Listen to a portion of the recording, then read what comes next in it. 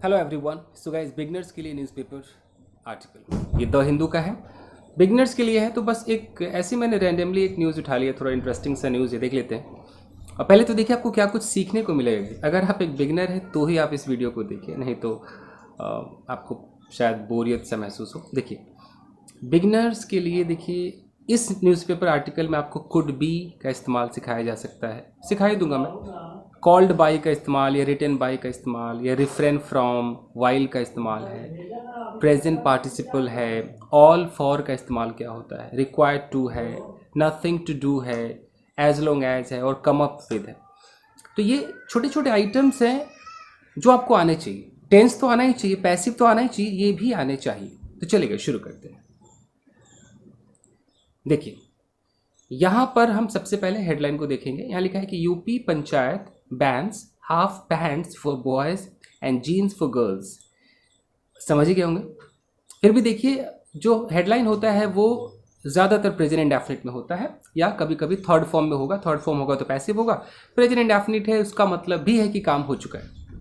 UP panchayat ने क्या किया, बैन कर दिया। यहाँ बैन्स है तो हम इसको बैन से नहीं, इसको हम बैंड समझेंगे। बैन कर दिया।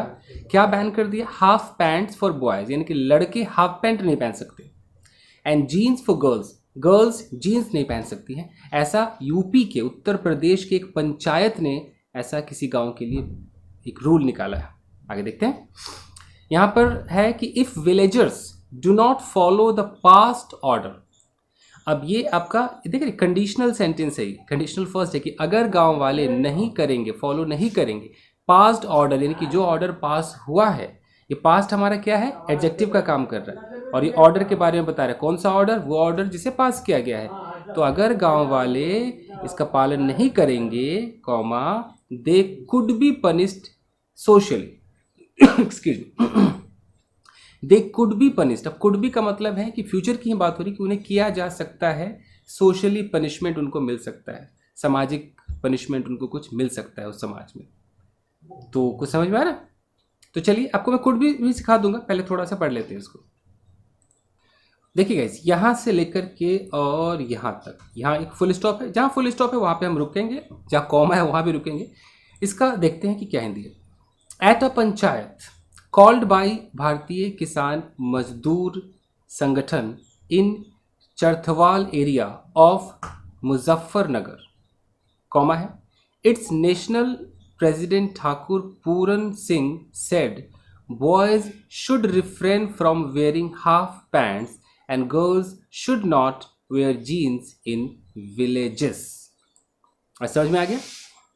अब हम इसको तोड़ कर देखते हैं। तो लिखा है कि एक पंचायत में, एट अ पंचायत, ठीक है, एक पंचायत की बात हो रही है। इस पंचायत के तुरंत बाद यहाँ पर आप एक वर्ब थर्ड फॉर्म देख रहे हैं, कॉल्ड बाय। कभी भी आपको called by, written by, organised by, conducted by, led by, दुनिया बाय, बहुत सारे बाय मिलेंगे। तो अगर वो थर्ड फॉर्म के साथ है तो आप उसको क्या समझेंगे कि वो एक पास्ट पार्टिसिपल है, यानी कि वो इसके बारे में बता रहा है। जैसे पंचायत इसके बारे में बता रहा है कि कौन सा पंचायत, वो पंचायत जिसे बुलाया गया था। कहते हैं ना पंचायत बुलाएंगे, तो कॉल्ड बाई भारतीय किसान मजदूर संगठन। ये भारतीय किसान मजदूर संगठन ने उस पंचायत को बुलाया था, यानी कि पंचायत को वहां पर रखा था, यानी कि वो पंचायत करवाई थी, तो इसलिए कॉल्ड बाई लिखा गया। ठीक है। अच्छा, कहां पर हुआ? तो इन चरथवाल एरिया, ये एरिया है, तो ये इन से लेके यहां तक एक प्रेपोजिशनल फ्रेज हो गया। ऑफ मुजफ्फरनगर, ये ऑफ से लेके यहां तक ये भी एक प्रेपोजिशनल फ्रेज हो गया। समझ में आ रहा है? ठीक है जी। तो इस पंचायत, तो एट अ पंचायत, तो पंचायत के बारे में बात हो रही है कि ये पंचायत किसके द्वारा बुलाई गई, तो इसके द्वारा। कहाँ पर हुआ? तो अभी जगह का नाम है। फिर लिखा है कि its national president Thakur Puran Singh said. अब देखिए, इट्स मतलब ये जो ये मुजफ्फरनगर के बारे में बात हो रही है कि इट्स नेशनल प्रेसिडेंट, सॉरी, भारतीय किसान मजदूर संगठन जो है उसके नेशनल प्रेसिडेंट। तो इट्स का मतलब है ये भारतीय किसान मजदूर संगठन, तो इसके जो नेशनल प्रेसिडेंट है ठाकुर पूरन सिंह, उन्होंने कहा, क्या कहा? कि boys should refrain from wearing half pants. Refrain from का मतलब होता है बचना, तो जो लड़के हैं उनको हाफ पैंट पहनने से बचना चाहिए। And girls should not wear jeans in villages, और लड़कियों को गाँव के अंदर जीन्स नहीं पहनना चाहिए। तो समझ में आ गया? तो यहाँ तक आपको क्या कुछ सीखने को मिला? आपको सीखने को मिला कि ये कॉल्ड बाई, अभी मैं सिखा दूंगा, मतलब ये पास्ट पार्टिसिपल आपको आना चाहिए। प्रपोजिशनल फ्रेजेज आपके समझ में आया। उसके बाद क्या मिला, ये रिफ्रेन फ्रॉम है, ये आप सीख सकते हो। चलिए शुरू करते हैं। हम सबसे पहले बात करते हैं कॉल्ड बाय। कॉल्ड बाय क्या होता है? और खाली कॉल्ड बाय ही नहीं, कॉल्ड बाय की जगह कोई भी बाय हो, थर्ड फॉर्म होना चाहिए। मान लीजिए कि ऑर्गेनाइज्ड बाय, मान लीजिए रिटन बाय, मान लीजिए कंडक्टेड बाय, मान लीजिए कि लेड बाय, बहुत सारे बाय हैं। तो इसका मतलब क्या होता है मैं आपको समझाता हूँ गाइस। जैसे मैं बोलूँ कि अ मीटिंग, मैं यहाँ लिख दूँ कि कॉल्ड बाय रमेश, ओके। तो यानी कि एक मीटिंग जिसको रमेश के द्वारा बुलाई गई। बाकी आप कोई भी सेंटेंस बोल सकते हैं। Meeting called by Ramesh was lovely, वो बहुत ही सुंदर था, अच्छा मीटिंग था। तो हम मीटिंग के बारे में कह रहे हैं कि वो मीटिंग जिसको रमेश के द्वारा बुलाया गया। लवली की स्पेलिंग गलत है। तो उसी तरीके से बोलूँ कि अ बुक, या मैं द लगा करके बोलूँ कि the book written by Suresh has been sold out. यानी कि द बुक, किताब के बारे में बात हो रही। कौन सी किताब? रिटन बाय सुरेश, जिसको सुरेश के द्वारा लिखा गया, हैज़ बीन सोल्ड आउट, उसे बेच दिया गया है। तो मैं बस आपको ये समझाने की कोशिश कर रहा हूँ कि कुछ भी यहाँ पर हो, उसके तुरंत बाद अगर कोई थर्ड फॉर्म है और बाय लगा हुआ है, यानी कि उस बाई के बाद जो दिया होगा ना नाम, उसके द्वारा ये काम, इस काम को किया गया है। तो बस यही कहने का मतलब है। ठीक है जी, चलिए। तो ये तो हो गया आपका। उसके बाद आता है रिफ्रेन फ्रॉम स्पोकन इंग्लिश में बात कर सकते हैं, किसी को किसी चीज़ से बचना। जैसे मैं बोलूँ कि you should refrain from smoking, यानी कि तुम्हें स्मोकिंग से बचना चाहिए, दूर रहना चाहिए। It means you should avoid smoking, okay. You should refrain from wearing jeans, यानी कि तुम्हें जीन्स पहनने से बचना चाहिए। या Akshat, what happened? Water. Okay, I am giving wait, I am giving. Is there any glass? Okay, take fast baby, I am shooting a video. Take, drink and take by your own, hold it. Fine, so you should refrain from wearing jeans, okay. I should refrain from going to forest alone, यानी कि मुझे भैया जंगल में अकेले जाने से बचना चाहिए। ये रिफ्रेन फ्रॉम होता है। ठीक है, चलिए आगे देखते हैं फटाफट। देखिए, if they do not follow this order. अब ये जो इफ है ना, ये कंडीशनल सेंटेंस है कि अगर वो नहीं करेंगे। यहाँ पर डू नॉट बेसिक लिखा हुआ है, लेकिन हम इसको विल नॉट समझेंगे कि if they do not follow this order, अगर वो इस ऑर्डर को फॉलो नहीं करेंगे, they could be punished socially, उनको सोशली पनिश किया जा सकता है। ये जो कुड भी है ना, किया जा सकता है। अब जो नए लोग होंगे उनको लगेगा कि किया जा सकता में तो कैन आना चाहिए जी, कैन भी, कुड भी क्यों है? तो चलिए एक झलक देख लेते हैं। ही सेड, ऐसा उसने कहा, while addressing the meeting at Piplasha village on Tuesday. While का मतलब कोई चीज़ करते समय, तो एक मीटिंग, एड्रेसिंग द मीटिंग, यानी कि मीटिंग को संबोधित करते हुए, मीटिंग को ही वो सब कुछ बता रहे थे। तो मीटिंग को संबोधित करते हुए, कहाँ पर मीटिंग था? एट पिपलाशा विलेज में था, ट्यूसडे को ये बात उन्होंने कहा। ही सेड, उन्होंने क्या कहा कि भैया अगर फॉलो नहीं करेंगे ये लोग तो इनको पनिश किया जा सकता है। चलिए अब मैं आपको फटाफट सिखाता हूँ गाइस कि ये जो है कुड बी होता क्या है। कुड के तो बहुत सारे इस्तेमाल है, पास्ट में तो पता ही है कि इस्तेमाल है, प्रेजेंट में भी इस्तेमाल है। जैसे मैं बात करता हूँ कि एक हम गेस कर रहे हैं, एक अंदाज़ा लगा रहे हैं, हम आने वाले पॉसिबिलिटी की बात करते हैं कि ऐसा हो सकता है, पॉसिबिलिटी की बात करते हैं, संभावना की बात करते हैं।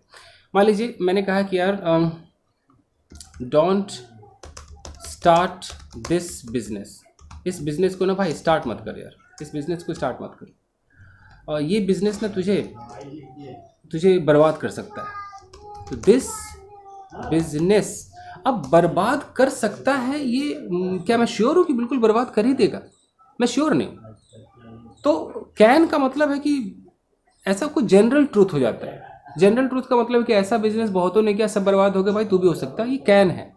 हम कुड लगा रहे हैं, ये जनरल ट्रूथ नहीं है। इसमें तो भैया हो सकता है कि हो जाए, हो सकता है नहीं भी हो, बट मुझे लग रहा है कि हो जाएगा। दिस बिजनेस कुड रूइन यू, ये बिजनेस तुम्हें रूइन कर सकता है, रूइन का मतलब बर्बाद कर सकता है, नष्ट कर सकता है। ठीक है, अगर मैं इसी को ऐसे लिखता कि दिस बिजनेस कैन रूइन यू, तो कैन रूइन यू का मतलब है कि भैया जनरल सी बात है, ये बिजनेस बहुतों को रूइन कर चुके, तुझे भी रूइन कर देगा भाई, कर सकता है भाई, यानी कि कुड से ज़्यादा वजन कैन के अंदर है। ठीक है जी। और अगर मैं कुड बी करके देखूँ, मतलब बी वाले फॉर्म में कर दूँ, तो मैं ऐसे बोलूँगा कि this business could be dangerous for you, dangerous for you, harmful for you. तो कुड बी का मतलब क्या है कि हो सकता है, ये बिजनेस डेंजरस हो सकता है। कब होगा? आने वाले भविष्य में होगा। देख रहे हैं इसका पास्ट कहाँ हुआ है, तो प्रेजेंट में हम बात कर रहे हैं भविष्य के बारे में, तो ये है कुड बी। कैन बी का मतलब ज़्यादा पावर, वो भी फ्यूचर की तरफ इशारा कर रहा है। इस तरीके से हम कुड बी का इस्तेमाल करते हैं। जैसे बोलूँ कि डोंट ट्राई टू, लैपटॉप पे टाइप करना बड़ा मुश्किल, don't try to talk to that girl, ओफो that girl, she could be dangerous for you, तुम्हारे लिए खतरनाक हो सकती है। Dangerous spelling, dangerous for you, वो तुम्हारे लिए खतरनाक हो सकती है, वो तुम्हें पिटवा सकती है। She could get you beaten, वो तुम्हें पिटवा सकती है, वो तुम्हें जान से मरवा सकती है, ऐसा बोल सकते हैं। तो कुड जब जब आएगा मतलब ऐसा हो सकता है, चांस है, कोई जनरल ट्रूथ नहीं है। ठीक है जी, चलो। एज द न्यूज़ स्प्रेड, जैसे खबर फैल गई कि भैया जीन्स नहीं पहनना है लड़कियों को और लड़कों को हाफ पैंट नहीं पहनना, तो जैसे ही खबर फैली, mister Singh said his intention was to preserve the village.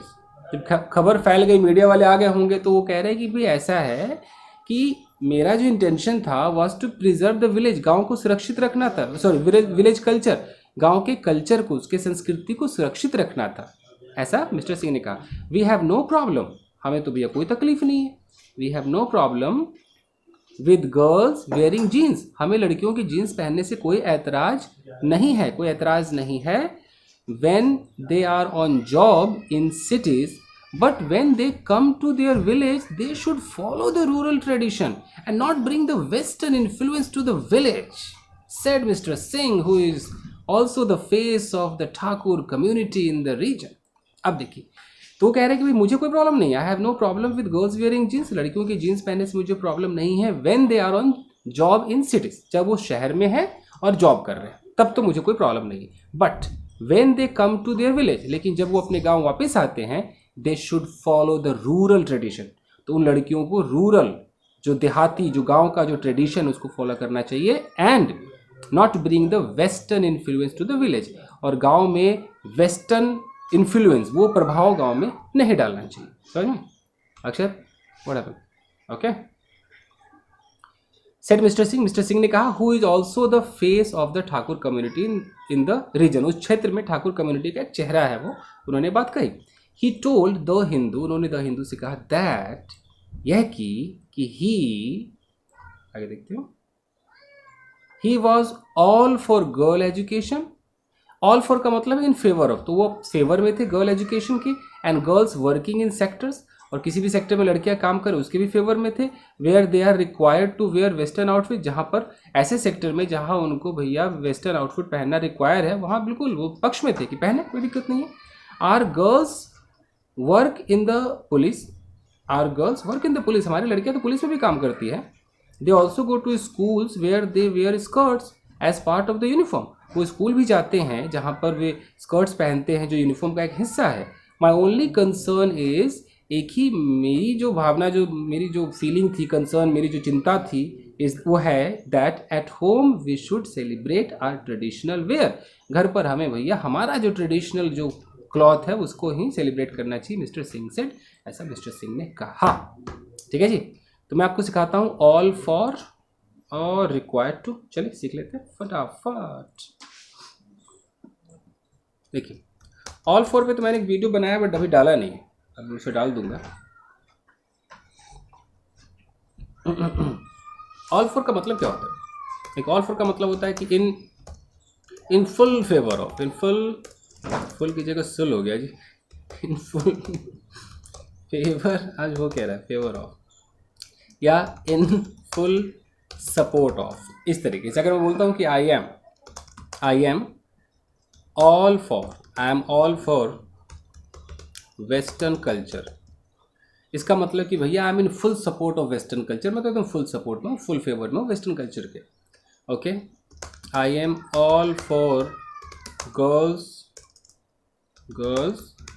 Wearing jeans, कि मुझे लड़कियों के जीन्स पहनने से कोई एतराज़ नहीं, मैं तो फुल सपोर्ट में हूँ। आई एम ऑल फॉर यानी कि I am in full support of. तो बस यही था, इस पर मेरा वीडियो आ जाएगा, देख लीजिएगा। ये हो गया। फिर क्या सिखाना था मुझे? यहाँ देख लेते हैं। कुड भी हो गया, कॉल्ड हो गया, रिफ्रेन फ्रॉम, वाइल बता दूंगा, प्रेजेंट पार्ट ऑल फॉर हो गया, रिक्वायर्ड टू बता देता हूँ। रिक्वायर्ड टू, देखिए रिक्वायर्ड टू का मतलब है कि आवश्यकता है कुछ करने की। ओके, मैं बोलूँ कि you are required to come here daily, यानी कि भैया आवश्यकता है कि तुम यहाँ पर रोज आओ। You are required to come here daily. Okay, मैं ऐसे भी कह सकता हूँ कि दिस वर्क, ये जो काम है, this work is required to be done properly, यानी कि ये जो काम है इसको फटाफट किए जाने की आवश्यकता है। या मैं बोल सकता हूँ कि you are required to do this work properly, यानी कि तुम्हें भैया इस काम को सही से करने की आवश्यकता है। तो रिक्वायर्ड टू मतलब कि कुछ भी होने की या करने की ज़रूरत है। Okay, you are not required to sit here, तुम्हें यहाँ बैठने की कोई आवश्यकता नहीं है। You are not required to stay here full night, तुम्हें पूरी रात यहाँ रुकने की कोई ज़रूरत नहीं है। समझ गए? ये रिक्वायर्ड टू। उसके बाद अगर वाइल की बात करो तो वाइल तो सबको पता है, वाइल में वर्ब में आईएनजी लगाई जो इस न्यूज़पेपर में आया हुआ है। जैसे कि खाते समय वाइल, एक मिनट फटाफट कर दो जरा, वाइल ईटिंग की जगह ईयरिंग हो गया, हो क्या रहा है, वाइल ईटिंग। ओके, सोते समय वाइल स्लीपिंग, बस यही होता है वाइल। चलिए इसे आगे देखते हैं। यहाँ पर है कि agreeing that crime against women had nothing to do with what they were, he said by the punishment he only meant counseling of such families who didn't follow the panchayat's advice। अब इसका क्या मतलब है, कोशिश कीजिए आप। देखिए agreeing ये जो वर्ब में आईएनजी है, कई बार कंफ्यूजन होती है कि जिरंड है कि पार्टिसिपल है, बट अग्रीइंग दैट यानी कि ये इसका मतलब है कि अग्री करते हुए की, अग्रीइंग दैट यानी कि ये प्रेजेंट पार्टिसिपल, अग्री करते हुए that crime against women had nothing to do with what they wear. तो इस बात पे अग्री करते हुए, अग्री तो कर लिया इन्होंने, क्या अग्री किया कि जो क्राइम हो रहा है विमेन के खिलाफ, जो क्राइम होता है, जो भी मोलेस्टेशन रेप जो भी क्राइम है, had nothing to do with what they wear, उसका कोई लेना देना नहीं कि वो क्या पहनती है।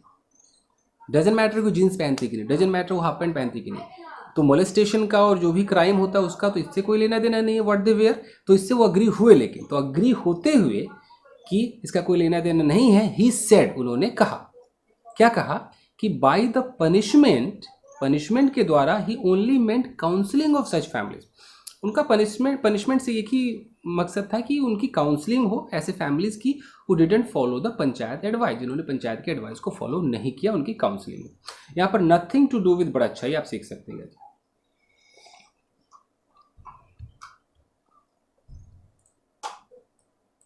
देखिए नथिंग टू डू विद, इसका मतलब क्या होता है, मैं बोलूँ कि मेरा तेरे साथ कोई लेना देना नहीं है बे, तो I have nothing to do with you, ऐसे बोल सकते हैं, मेरा इस केस से कोई लेना देना नहीं है। I have nothing to do with this case, इस तरीके से। पास्ट में मेरा यार उससे कोई लेना देना नहीं था, तो I had nothing to do with her या हिम, फाइन, मेरा इससे कोई लेना देना नहीं है कि तुम क्या पहनते हो। I have nothing to do with what you wear, आप क्या पहनते हो, ये आपका हो गया नथिंग टू डू विद। और जो रही बात प्रेजेंट पार्टिसिपल की, प्रेजेंट पार्टिसिपल तो आप अपने वहाँ पर देखा कि अग्री लिखा हुआ था और उसमें आईएनजी था कि अग्रीइंग दैट, अग्री होते हुए की, तो ये कब आता है, जैसे मैं बोलूँ कि saying that saying that he will not come here, saying that he will not come here, he started crying. अगर मैं एक सेंटेंस ऐसे बोलता हूँ कि saying ये कहते हुए की, तो यहाँ पर देख रहे हैं saying ये प्रेजेंट पार्टिसिपल है, तो कुछ भी ऐसे बोलो ना कहते हुए की, जाते हुए, तो saying that he will not come here ये कहते हुए कि वो यहाँ नहीं आएंगे, he started crying वो रोने लगे। ऐसे भी कह सकता हूँ कि opening the door he came inside, ये सारे प्रेजेंट पार्टिसिपल है कि दरवाजा खोलकर वो अंदर आए। ओके, लुकिंग एट मी मेरी तरफ देखते हुए, he said to the media मेरी तरफ देखते हुए उन्होंने मीडिया से कहा।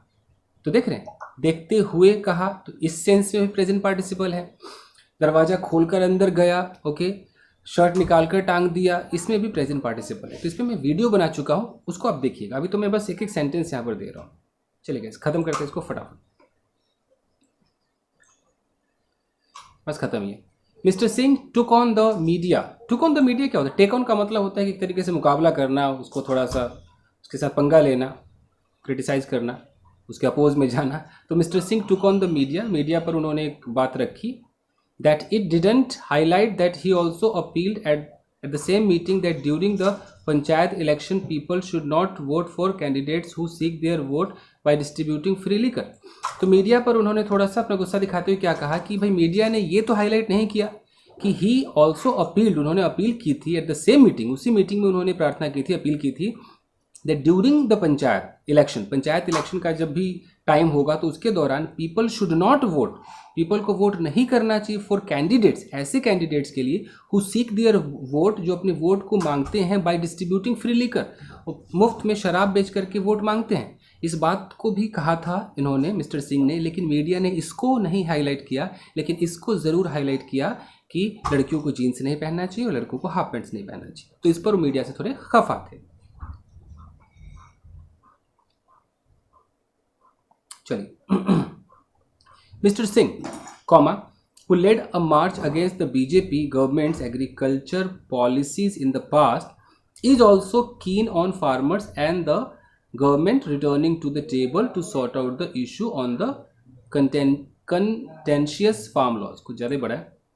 देखिए मिस्टर सिंह, अब मिस्टर सिंह आपका क्या है, ये सब्जेक्ट है, और इसके बाद जो उसको भूल जाइए, मिस्टर सिंह के बाद कॉमा है और यहाँ भी एक कॉमा है और यहाँ पर इज है, तो ये रहा मिस्टर सिंह आपका सब्जेक्ट और ये रहा इज उसका वर्ब। सेंटेंस क्यों बड़ा है देख लीजिए। तो अगर मैं इसको छोड़ दूँ, हु वाले को छोड़ दूँ, तो mister Singh is also keen, mister Singh इस बात पे भी इंटरेस्टेड है on farmers and the government returning to the table, कि जो भी फार्मर गवर्नमेंट है कि वो फिर से एक फैसला, रिटर्न टू द टेबल का मतलब है कि फिर एक बातचीत हो, to sort out the issue, जो इशू चल रही है उसको सॉल्व करने के लिए, सॉर्ट आउट का मतलब से सॉल्व करे, रिजॉल्व करे, on the contentious farm law, जो भी ये जो कंटेंशियस, ये जो विवादास्पद जो फार्म लॉ है, इस पर फिर से वो लोग आपस में बात करें, इस बात पर भी काफ़ी इंटरेस्टेड है।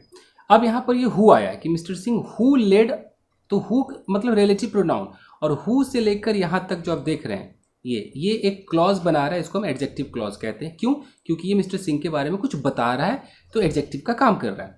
मिस्टर सिंह, वो mister Singh who led a march against the BJP government's agriculture policy, जिन्होंने बीजेपी सरकार के एग्रीकल्चर पॉलिसी के खिलाफ एक मार्च निकाला था पास्ट में, तो वो मिस्टर सिंह ब्ला ब्ला ब्ला, जो मैंने आपको समझाया कि वो उसमें भी इंटरेस्टेड है कि भाई फिर से किसान और फार्मर आपस में बात करें और मैटर को सॉल्व करें। चलिए, हो गया। It is fine if the government amends the laws as long as it comes up with a law guaranteeing the MSP, he said. देखिए, इट इज़ फाइन, ये बिल्कुल सही है, इफ़ द गवर्नमेंट, अगर जो सरकार है, अमेंड्स द लॉज, अगर वो लॉ में कुछ अमेंडमेंट करती है तो सही है, as long as it comes up with a law guaranteeing the MSP, तब तक ये सही है जब तक कि वो कोई गारंटी वारंटी एमएसपी का है उस तरीके के किसी कानून को लेकर नहीं आ जाते, उन्होंने ऐसा कहा। चलिए, अब इसमें बस खत्म करते हैं, सिखाने वाला क्या है, तो एज लॉन्ग एज है और ये कम अप विद है। चलिए खत्म करते हैं। देखिए, एज लॉन्ग एज, इसका मतलब क्या होता है, मैं बोलूँ कि जब तक मैं यहाँ हूँ तुझे डरने की जरूरत नहीं है। As long as I am here you don't need to fear, इस तरीके से। जब तक तू यहाँ है मैं तेरी मदद करूँगा। As long as you are here I will help you. ये होता है एज लॉन्ग एज। गैस गर्मी बहुत है, फटाफट ख़त्म करते हैं। फिर था come up with. Come up with क्या है? कोई आइडिया है, कोई प्लान है, अचानक आपके दिमाग में आता है तो उसे हम कहते हैं कम अप विद। जैसे कि she came up with an idea. वो एक आइडिया, मतलब उसके दिमाग में एक आइडिया आया। ओके, और he has come up with a plan, यानी कि उसके दिमाग में एक प्लान आया। तो यही होता है गाइस। तो यही था। आई होप कि आपके समझ में आया होगा। तो बस आज के लिए इतना ही दोस्तों, मिलते हैं अगले वीडियो में। Children take care, keep practising and have fun. Thank you guys, see you.